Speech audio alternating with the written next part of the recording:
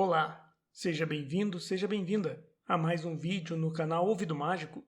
Esse é o primeiro capítulo do livro O Morro dos Ventos Uivantes, de Emily Brontë, publicado pela primeira vez em 1847. Antes, não esqueça de se inscrever no canal, deixar um joinha e, se puder me ajudar, meu Pix e o Apoia-se estarão na descrição e no primeiro comentário. Boa história!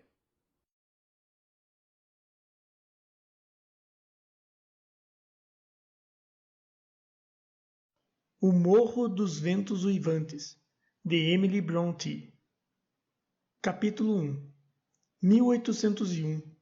Acabo de regressar de uma visita a meu senhorio, o único vizinho com o qual terei de me preocupar. Que bela região esta! Não acredito que em toda a Inglaterra eu pudesse ter me estabelecido num lugar tão completamente afastado da agitação da sociedade. O paraíso dos misântropos, e o Sr. Ratcliffe e eu somos um par bem adequado para dividir entre nós a desolação. Um ótimo sujeito. Ele mal poderia imaginar como simpatizei com ele quando vi seus olhos negros se recolherem, desconfiados, sob as sobrancelhas enquanto eu me aproximava, e quando seus dedos buscaram abrigo, ainda mais fundo dentro do colete, com uma determinação hostil quando anunciei meu nome. Sr. Ratcliffe? Perguntei. Um aceno da cabeça foi a resposta. Sr. Lockwood, seu novo inquilino. Tenho a honra de fazer esta visita logo após minha chegada, para lhe dizer que espero não lhe ter causado nenhum inconveniente com a minha insistência em solicitar a ocupação de Thrushcross Grange.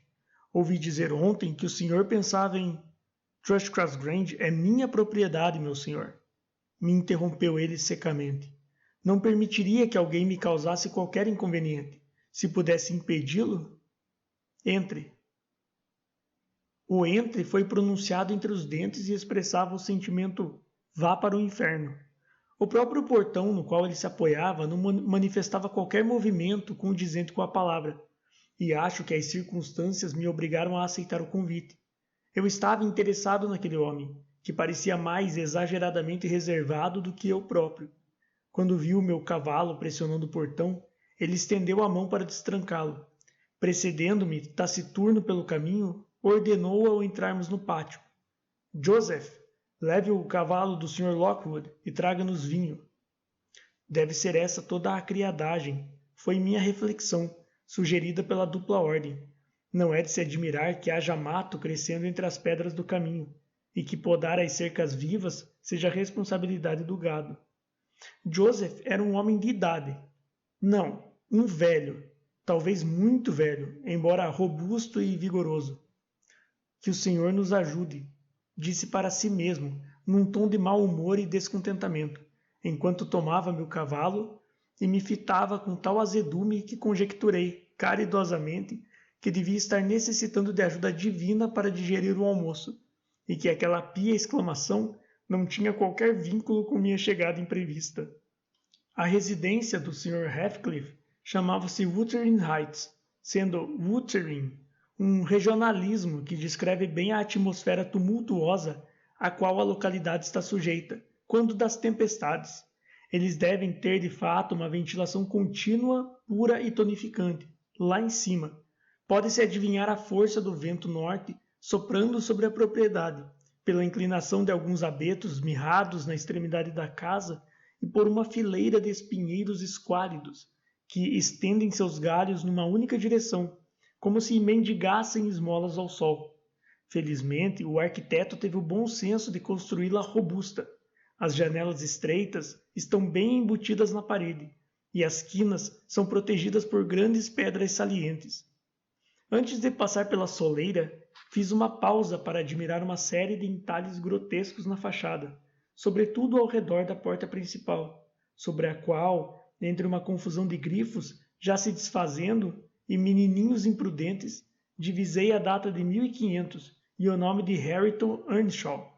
Teria comentado qualquer coisa e solicitado uma breve história do local ao seu mal-humorado proprietário, mas sua atitude à porta parecia exigir que eu entrasse sem demora, ou fosse embora de uma vez, e eu não tencionava aumentar sua irritação antes de inspecionar o interior da construção.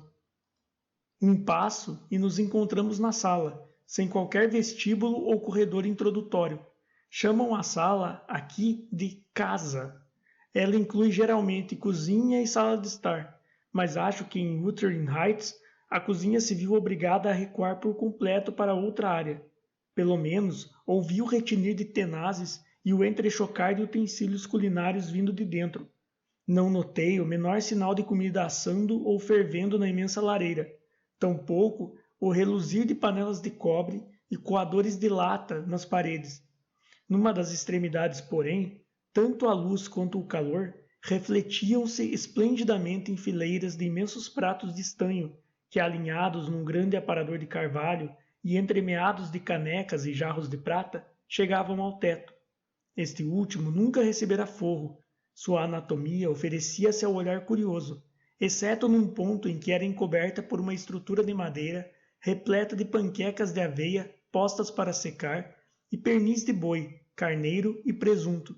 Sobre a lareira havia diversas armas de fogo antigas, de aspecto vil, e um par de pistolas grandes, além de 3 latinhas de cores vivas postas a título de decoração no console. O chão era de pedra branca e lisa. As cadeiras, de costas altas, eram estruturas primitivas pintadas de verde. Uma ou duas mais pesadas, negras, espreitavam das sombras. Num arco sob o aparador, descansava uma imensa cadela pointer marrom escura, cercada por vários filhotes barulhentos. Outros cães se entocavam noutros recessos.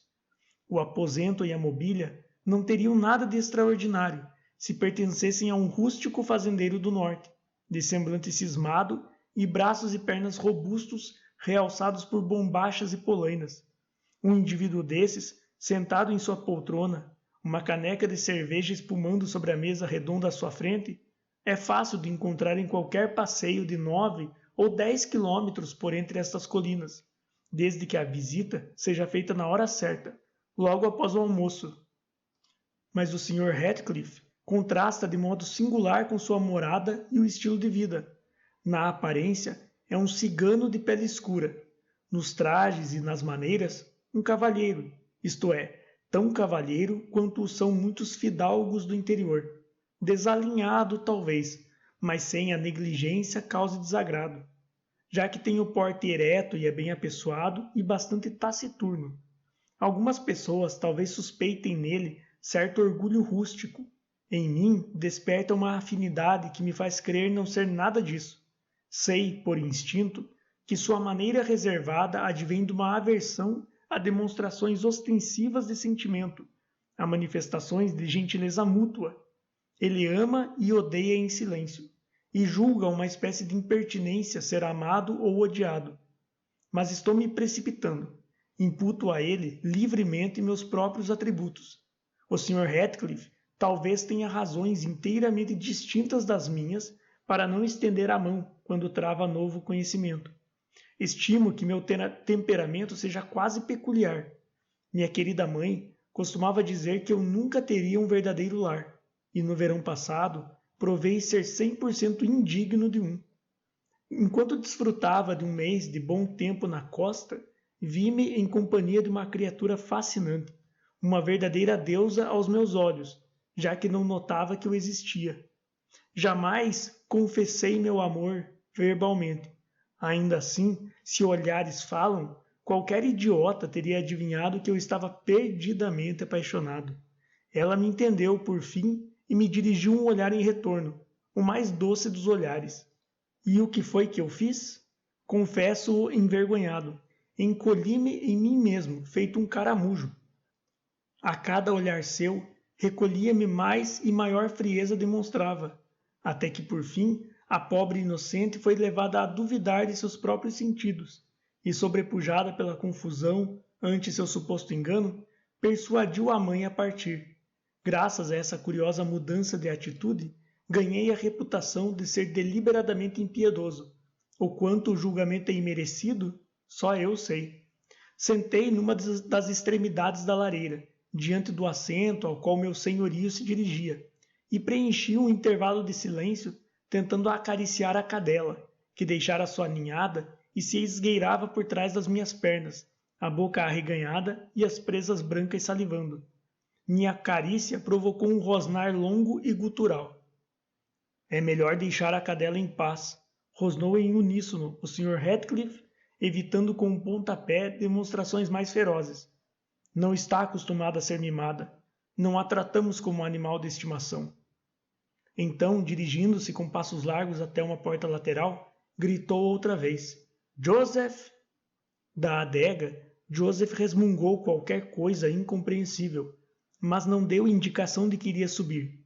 Seu amo foi, assim, ter com ele lá embaixo, deixando-me vis-a-vis com a terrível cadela e um par de cães pastores carrancudos e de pelo desgrenhado, que se juntaram a ela na guarda zelosa de meus menores movimentos. Sem vontade de fazer contato com suas presas, fiquei sentado imóvel, mas, imaginando que não entenderiam insultos implícitos, tive a triste ideia de piscar o olho e fazer caretas ao trio.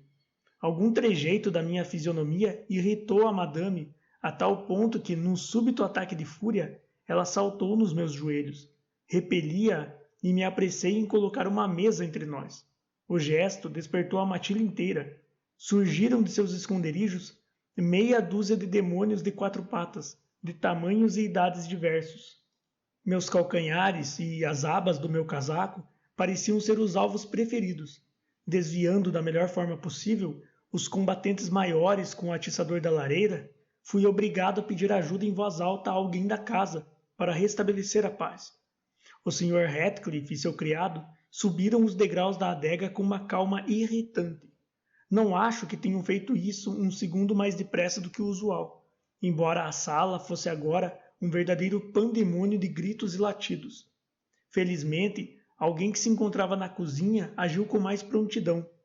Uma senhora robusta, com o vestido arregaçado sobre as anáguas, os braços nus e as faces avermelhadas pelo fogo, correu até nós brandindo uma frigideira. Fez tal uso dessa arma e da própria língua que a confusão se dispersou como num passe de mágica, e quando seu amo retornou, somente ela se encontrava ali, ofegante como o mar depois de um vendaval. O que diabos está acontecendo por aqui? Ele perguntou, fitando-me de um modo difícil de aturar após aquele tratamento tão pouco hospitaleiro. De fato, o que diabos está acontecendo por aqui? Murmurei. Uma vara de porcos possessos não poderia ter piores instintos do que esses seus animais, meu senhor. É como deixar um estranho com um bando de tigres. Eles não se metem com quem não mexe em nada, observou ele, colocando a garrafa diante de mim e devolvendo a mesa ao seu lugar. Os cães têm o direito de ser vigilantes. Aceita uma taça de vinho? Não, obrigado. Mordido? Se tivesse sido, deixaria o meu sinete no responsável. A face de Ratcliffe se abriu numa espécie de sorriso. Ora, vamos, disse ele. O senhor está muito nervoso, Sr. Lockwood. Tome um pouco de vinho. Visitas são tão raras nesta casa que eu e meus cães, admito, mal sabemos como recebê-las. A sua saúde, meu senhor. Com uma mesura, retribuí o brinde, começando a perceber que seria bobagem ficar emburrado por causa do mau comportamento de um bando de cachorros. Além disso, não queria que o sujeito continuasse se divertindo às minhas custas, já que era isso que estava acontecendo. Quanto a ele, provavelmente movido pela prudente lembrança da tolice de ofender um bom inquilino, relaxou um pouco, naquele estilo lacônico de podar pronomes e verbos auxiliares, e começou uma dissertação sobre as vantagens e as desvantagens de meu novo local de retiro, o que supunha ser assunto de interesse para mim. Achei-o muito inteligente nos tópicos que abordamos. Antes de me despedir, estava animado a ponto de dizer que voltaria amanhã. Ele, evidentemente, não queria que minha intrusão se repetisse. Mesmo assim, irei. É espantoso como me sinto sociável se comparando a ele.